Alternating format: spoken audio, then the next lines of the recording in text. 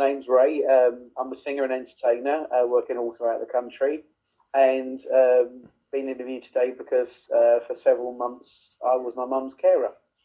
Okie dokie. So, thanks, Ray. It's great to have this interview with you. Thanks for giving us your time. I know with obviously you've been keeping yourself quite busy during this lockdown. So, Trying, yeah. well, yeah. But I just wondered if you could just explain to us what sort of role you played for the months where you were looking after your mum. What was your role in that? Well, it varied. To start off with, my mum wasn't. My mum was poorly, but it was more the sort of like dementia that was the worry to start off with. She could still get herself up and out. It was a bit of a struggle, but she could still get herself up and out of bed. Yeah. So it was mainly the case of sort of like making sure she was okay, making food for her, going shopping for her, and then kind of like as things deteriorated with her, like obviously it was like helping her get out of bed, um, and making sure she could sit down if she needed to go anywhere, helping her get up, use her walking frame. Um, and then as things again progressed even further, um, and obviously she became wheelchair bound because she couldn't really use her legs. Mm. So things progressed then. So sort of like being able to things like use the sort of like hoist to get her in and out of bed, to get her onto a commode or get her into the shower, or then it just became sort of like bed bath. So it was a progression of things. It started off fairly simple, as I say, just making sure she was okay, making food for her, keeping her company, and then as things deteriorated or progressed, then the level of care needed to go up. So you just responded Yeah. as was required, really. And with that being like a mother and son scenario, how do you feel that affected your relationship on a personal level with your mum? Did it increase it? Did it make things more difficult for you? Um, I didn't really, to be honest, I didn't really have time to think about things like that because things did like progress quite rapidly, Mm. unfortunately. Mm. But me and my mum were always very, very close anyway. Even so, though I live 280 miles away from her, Mm. I was always on the phone to her every day, or at the very least every 2 days. So we're always quite close. But obviously, then when you're then washing and sort of like cleaning your mum, then it obviously becomes a little bit more intimate, a little bit more personal. But Yeah. it's nothing that she didn't do for me when I was a child. Well, So yeah.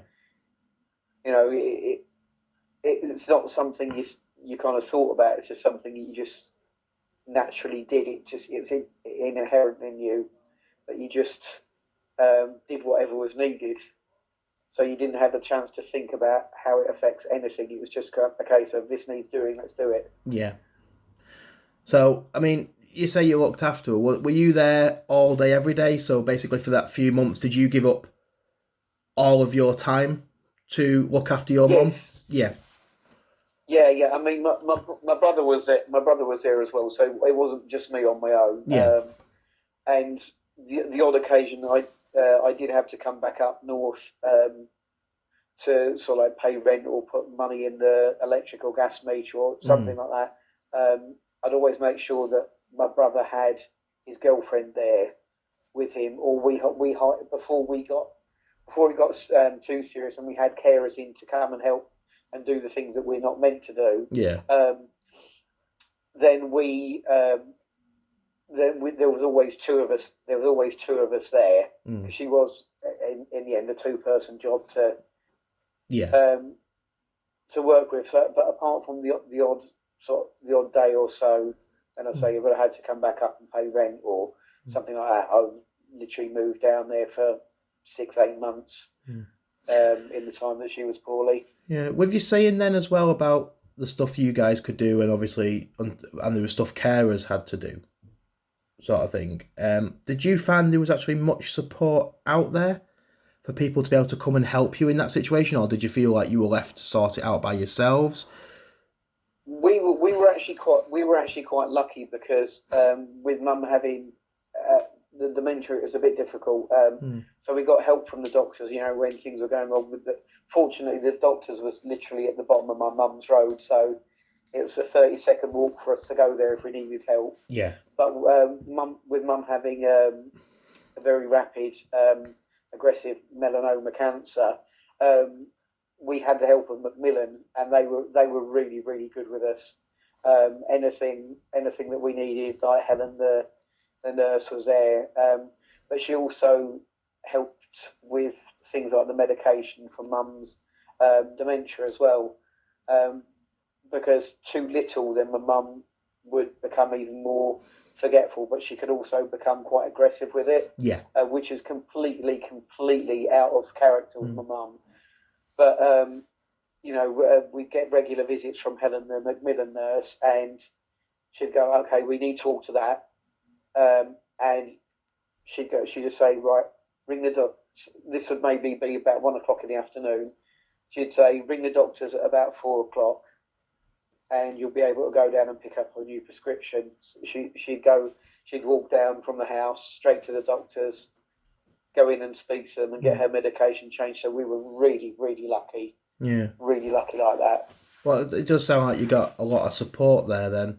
But with it being you, Yeah, with it being you and your brother in this situation, did it bring you and your brother closer? Because I know me, you know my brother, you know what a muppet he is. yeah.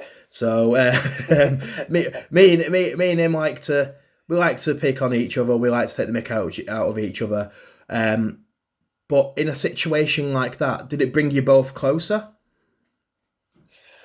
Unfortunately, not. Right. Unfortunately, not. It seemed to put more of a strain on us. Right. It's a strange situation. I think my brother's not particularly um, good at coping with stressful situations. Hmm.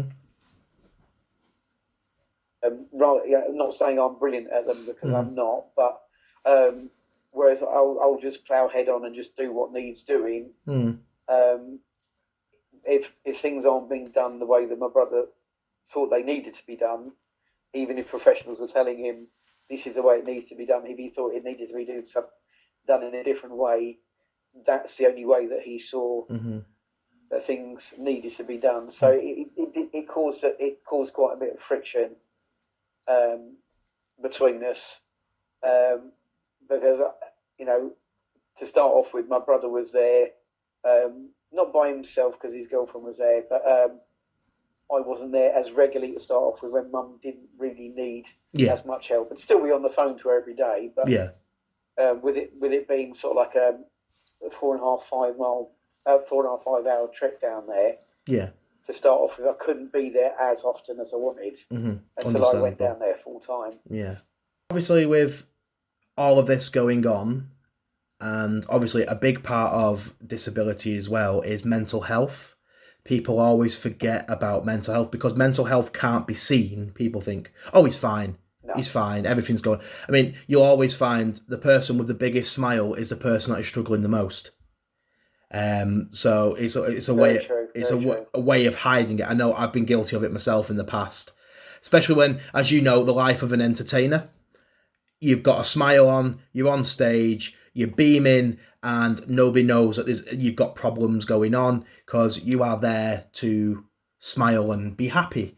So Yeah, it becomes second nature to an entertainer. But to put the how? front on. Yeah, Yeah, exactly. Everything gets dropped at the end of the stage, sort of thing. The second you're walking onto that stage, everything's gone. You're a different person. But how did you cope mental health wise?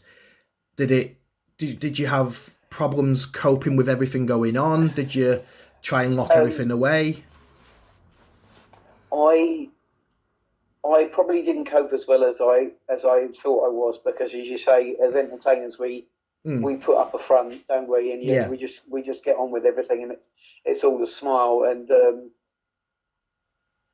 yeah, I didn't cope with it as well as I thought I probably was. Because obviously I've got health issues myself, and then my partner, Katie, at the time, she had epilepsy and health issues herself. yeah, So I was kind of like looking after her and trying to keep healthy myself. And but as I said before, you just plough on and you just deal with it, and you don't think of anything. And obviously, there's things at the back of your head that are probably troubling you, but you just put the front on. And a little while after my mum passed, I ended up having seizures, Right. and it was my mental health. I knew it wasn't epilepsy because my brother was epileptic, and my then partner Katie was epileptic as well. So I knew the seizures I was having weren't epilepsy, but it was mental health things. It was things that I was just coping with, but not dealing with, because there's a massive difference between coping and dealing, isn't there? Yeah. So I was just coping with things, but not dealing with these problems. Just thinking, yeah, I'm fine, I'm fine. Because the brain only takes so much, and it goes, no, enough. Yeah, It's amazing how the body responds to stress, because it's not completely mapped out how the body reacts. I mean, stress is one of them things. You could have a problem with your leg, you could have a problem with your hand, your eye, you know what I mean? You could have a problem with your speech, and the doctors can't figure out what it is, and they'll always say, well, it could be stress, because stress affects the body in ways we do not know. We don't know how the brain, everybody's brain responds differently to stress. I mean, for example, I black out, you were having seizures. So, you know what I mean? That's just the body's way of coping with things. But did you find, after you came out of all of this situation with your mum, did you find there was help available for yourself? Did you find, was anything offered to you, or did you have to go in search of it, or? No, I don't ever recall anything being offered. I think that was probably the reason why, because it was a good few months, maybe a year after Mum passed, that I started having the seizures. Yeah. Because obviously I still hadn't dealt with it.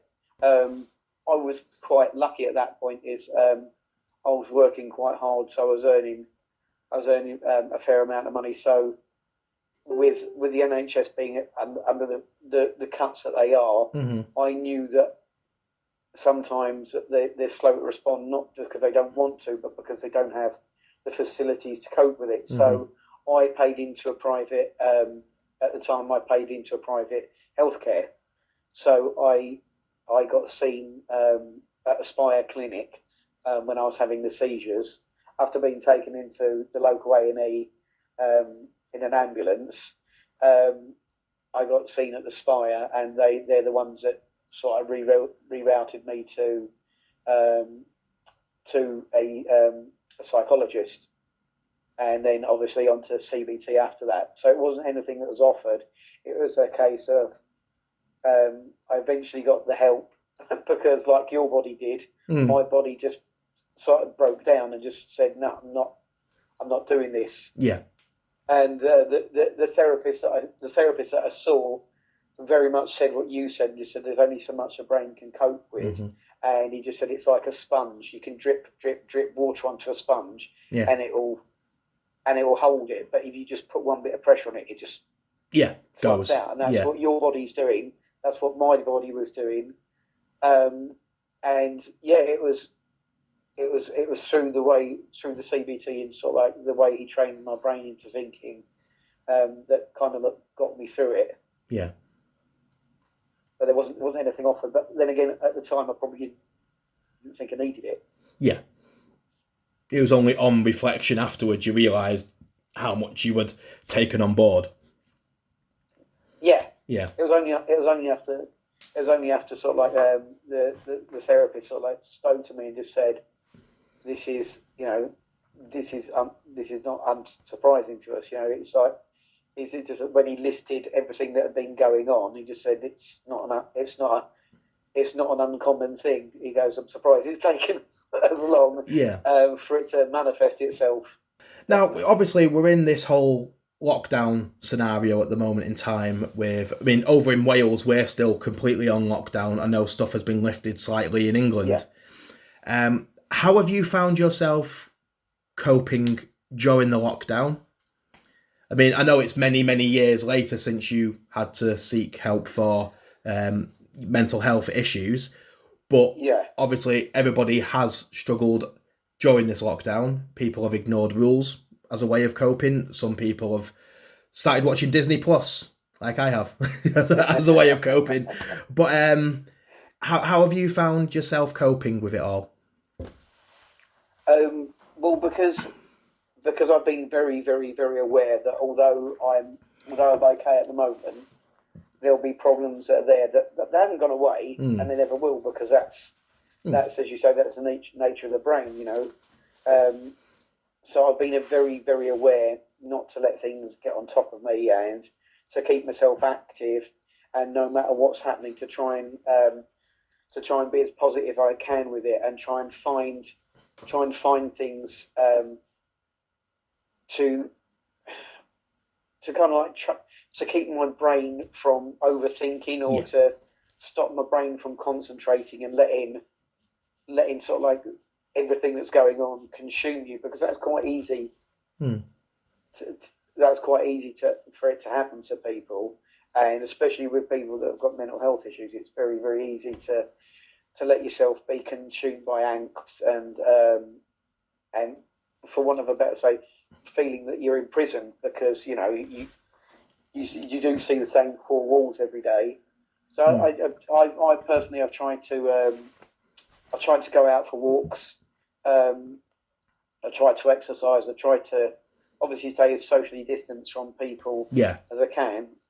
Um, but I'm quite lucky. I live about sort of like less than a minute's walk to the prom. So you know I've got quite a nice walk along Yeah. up to sort of like Fleetwood and back. So things like that, just anything I can to try and find something positive to do with the time, because otherwise you've got too much time to think and you overthink things. Hmm. Um, and trying to stay fit and healthy as well. Oh mate, That's another matter. I've put on so much weight during this lockdown. It's unreal. But yeah. But anyway, mate, listen. Thank you for your time. So I'm just gonna Pleasure, stop the mate. recording now. It's been a fantastic talking to you.